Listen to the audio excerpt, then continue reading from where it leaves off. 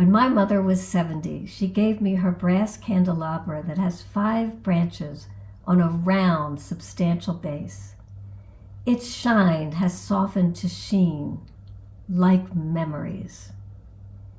It was my grandmother's who died before I was born, and with sad luck, I was the first child to get her name.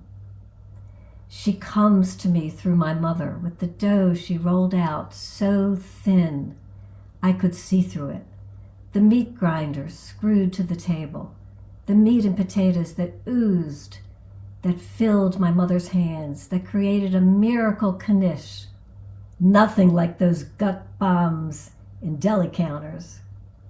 My mother was driven, and I knew to stay out of her way.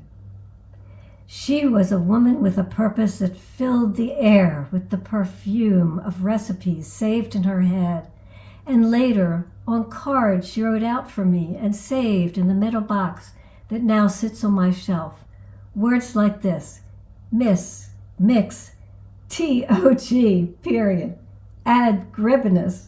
What, pray tell, was gribbinus? I asked when I first made her knishes. A few years before she died, when Passover was coming, she prepared for the Seder and then fell sick and in the hospital.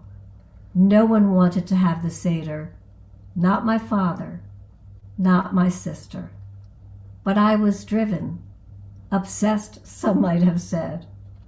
I went to her house, set the table, pulled the wrapped and labeled packages from the freezer, prepared her dinner, made the matzo balls, light as air on my first try, also luck, insisted everyone come.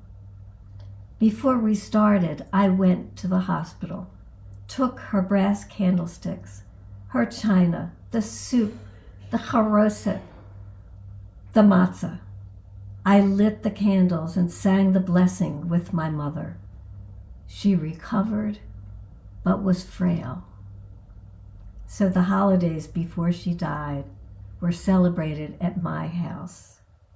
One year on Rosh Hashanah, I made a round challah for the first time.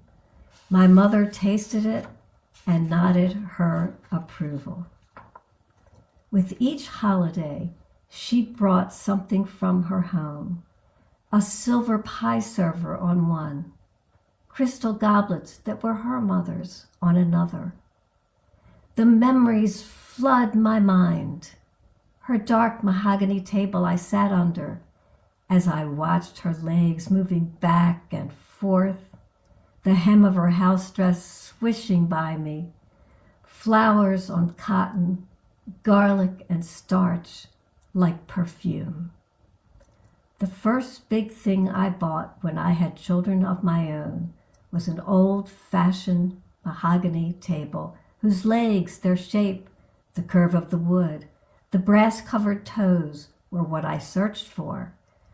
Looking under more than above, my head beneath the curves of the fine, inlaid surface. Although that table has long been sold, replaced in more ways than I can count for a simpler life, the table stands. With it, I reached for the mantle of my heritage, passed by my mother, her hand gently extended. It may be gone, but like the oak tree that holds and shades, it stands.